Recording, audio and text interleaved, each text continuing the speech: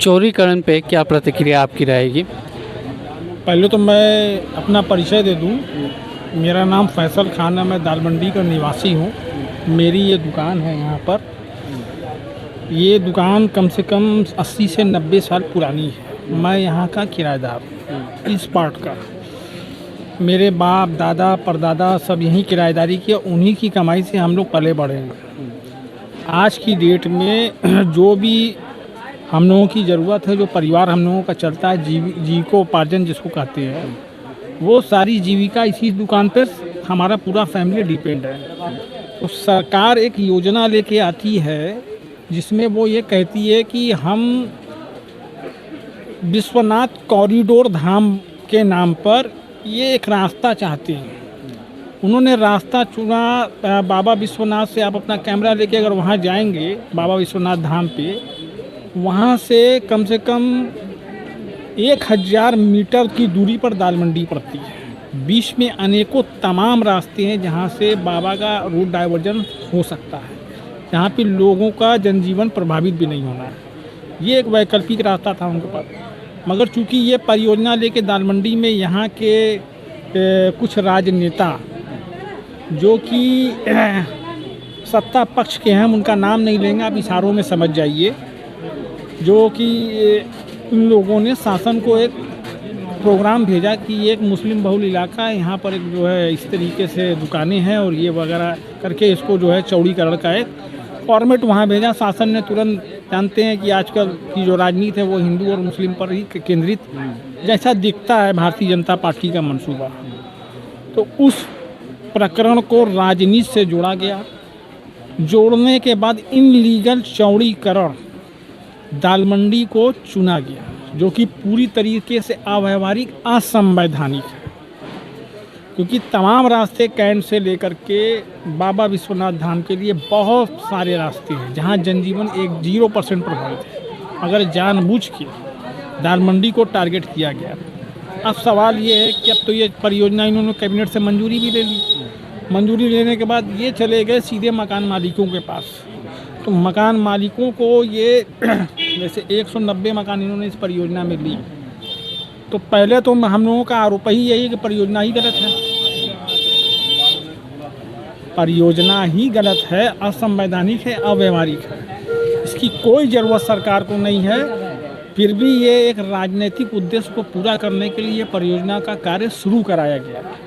शुरू कराने में प्रथम पक्ष जो था मकान मालिक को हम किराया देते हैं, किराया हमसे मकान मालिक लेता, आज से नहीं सदियों से चला रहा है। चूँकि हमको मकान मालिक तो निकाल नहीं रहा है, निकाल रही है परियोजना में सरकार उनसे खरीद रही है लैंड ऑनर से, जो कि सारी प्रॉपर्टी अपनी बेच चुका है।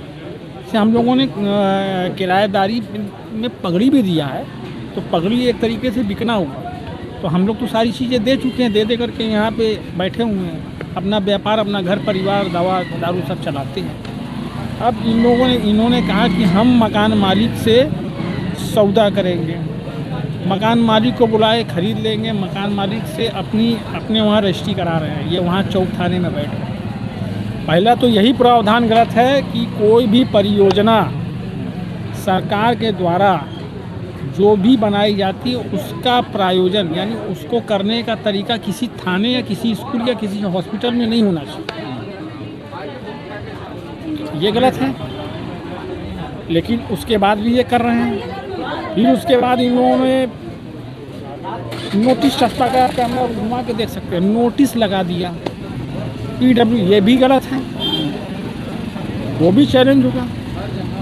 अब सवाल ये है कि ये कह रहे हैं कि हम मकान मालिक से किराएदार को हम जीरो मानते हैं, हम किराएदार से किसी से बात ही नहीं करेंगे, हैसियत वालों को ही हम बुलाएंगे, सड़क चलते इंसान को नहीं बुलाएंगे। फिर सरकार से हम यही कह रहे हैं कि हम कहाँ जाएं, हमें बसा दो, हमें उजाड़ दो। हम परियोजना ठीक है आपकी अपने हिसाब से सही है, हम मानते हैं, अगेन द डेवलपमेंट हम लोग नहीं, मगर आप हमें उजाड़ेंगे तो आप हमें कहीं बसाएंगे ना। आप हमें बसा दीजिए, हमारी शादी हमसे ले लीजिए। सारी दालमंडी की तरफ से मैं ये बयान आपको दे रहा हूँ, कोई भी दुकानदार इस बात को इनकार नहीं। आप हमें उजाड़िए, परियोजना में ले लीजिए, हम कहाँ कह रहे हैं कि नहीं देंगे, मगर हमारी व्यवस्था तो बनाइए। हमको आप कहाँ बसा रहे हैं, आप हमें बताइए। आप हमारे पहले बसाने का इंतजाम कीजिए, फिर उसके बाद आइए हमसे चाबी ले लीजिए, हमारी दुकान नाप लीजिए, उतनी बड़ी दुकान हमको दे दीजिए कहीं कहीं। मतलब कि एक तो ये एक हेरिटेज जगह है, दालमंडी का एक पौराणिक महत्व है। यहाँ उस्ताद बिस्मिल्लाह खां का आंगन है, समझ जाइए, भारत रत्न उस्ताद बिस्मिल्लाह खां, उनका तो ये आंगन है। यहाँ पर वो खेले पढ़े बड़े सारे नाम, सारी चीज़ें सब यहीं, यहाँ एक भारत रत्न भी है। यहाँ का जो ऐतिहासिक कल्चर है वो बहुत ज़बरदस्त है। यहाँ पंडित लक्ष्मण महाराज तबला वादक, वो भी पद्मश्री। आप ऐसी हस्ती यहाँ रही हैं, उन लोगों के बीच में हम लोग पले पड़े हैं, और आप उसको बनारस के पुरानी चीज़ को, पुराने हेरिटेज को आप हटा रहे हैं, नक्शे से गायब कर रहे हैं। सिर्फ क्या डेवलपमेंट? तो भैया डेवलपमेंट आपका कहीं भी घुस जाएगा। सरकार से तो यही सवाल है, आप डेवलपमेंट लेके ताजमहल में कहीं नहीं घुस जा रहे हैं। आप अपना डेवलपमेंट लेंगे संसद भवन में घुस जाइए, राष्ट्रपति भवन में घुस जाइए, ये तो लॉजिक है नहीं। आप ये सोचिए, यहाँ 2 लाख से ऊपर पॉपुलेशन यहाँ जीवन की दिनचर्या में रहती है एनी टाइम, जिसकी आजीविका सब इसी पर डिपेंडेबल है। आप सिर्फ टारगेट कर रहे हैं। आप सोचिए कि यहाँ जो बेगुनाह लोग, वो जब आप इनको उजाड़ेंगे कहाँ जाएंगे, कितनी तो मौतें हो जाएंगी।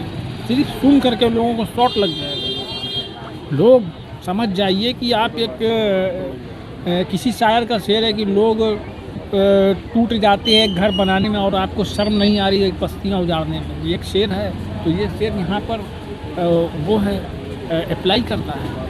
अब हम दुकानदारों की तरफ से यही एक बात कहेंगे कि सरकार, अगर आपके चैनल के माध्यम से ये हमारी बात उनके तक पहुँच रही है या बड़े आला अधिकारियों तक पहुँच रही है, तो हाथ जोड़ के निवेदन है कि हम दुकानदारों को, जो कि लीगल हैं, जिनके पास किराएदार की रसीद है, उनका डॉक्यूमेंट्स है, किराएदारी का सारी चीज़ें, तो उनको रिहेबिलिटेट वो कहाँ करेंगे? वो लिखित में या मौखिक में यहाँ के दुकानदारों को दे दे, तो ये परियोजना आपकी जो है उसमें वो बाधा नहीं बन रहे हैं। सरकार गलत एंगल से इसको ना सोचे। हम किसी भी परियोजना के बाधा में नहीं हैं। बस हम लोगों का ये है कि हम लोगों की दुकान जितनी बड़ी है, जो दुकान जहाँ पर है उसको आप कहीं बसाएंगे ना, बसाएंगे तो ही तो हम जाएंगे। नहीं, हम यहाँ पर क्या करेंगे बताइए? हमसे आप जो हमारी दुकान, आप हमसे कह रहे हैं कि 0 कुछ नहीं देंगे।